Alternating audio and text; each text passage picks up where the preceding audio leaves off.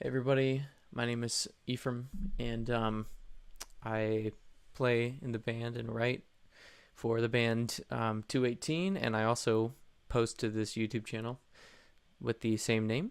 And I got some comments on that James Blake video, and a lot of people were asking about how I manipulated the vocal, and so I just wanted to answer some questions. So this is the audio track here in Reason's rack, and for those of you who don't use Reason, it's kind of set up like a rack mount modular type thing, and you can drag in instruments, effects, and whatnot, and so the audio tracks manifest there as well. So this is the audio track that I created for the vocal.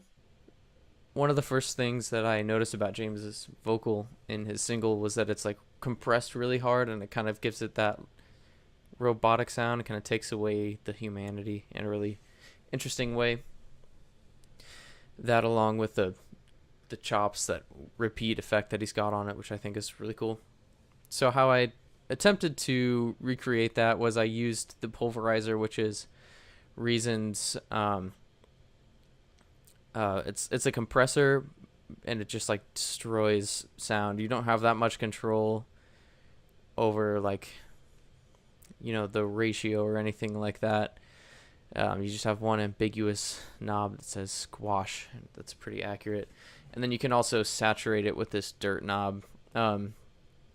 So these are the settings that I had on that, and it really brings out the room noise, which, you know, I just don't have a really super well isolated room, so that was anticipated, but I think it kind of added to kind of how chaotic this sounded. And then after that, I had another Reason stock compressor, and this was set to just kind of catch everything a little bit more and smooth it out. And then I've got the Neptune, which is Reason's pitch adjuster, and essentially I just use this to make it sound more robotic. You can use this pitch adjuster to get a really nice sound, really nice sounding tuned vocal if you want to work really hard at it. I prefer to tune vocals by hand instead of just leaving stuff up to chance with a automatic thing. So I was mainly using the Neptune to just robotize some stuff. I don't have the correction speed super high. If I wanted it to sound like hard auto-tune, you just go up with that. And one of the cool features of the Neptune is that it has a Formant Shifter, and that's what gives the vocal this weird kind of leap. I'll play it here.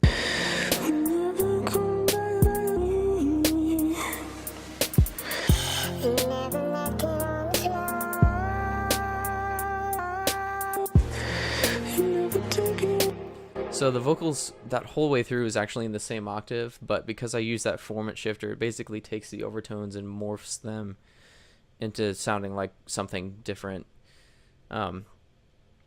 So I made an automation lane here, which is something you can do in most DAWs, and just to turn on and off the Formant Shifter button.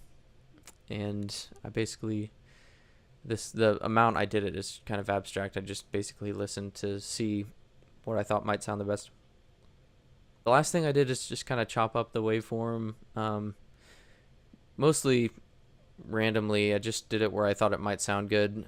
In James Blake's song, it kind of sounds like maybe he's got an effect on it to where every time there's a really hard transient, like even sometimes when he just breathes in, it repeats the breath, or when he ends a phrase, sometimes it triggers it, or maybe he did it by hand, which I think would be really cool. It's definitely a labor of love to do that.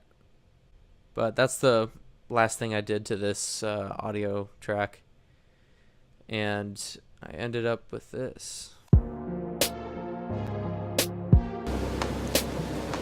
all that noise. What you painted on the door. And also when you squash that vocal, the breath has the rest of the track.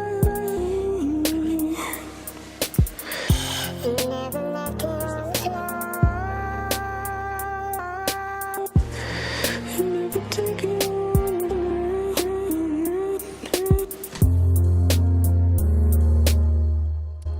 you go.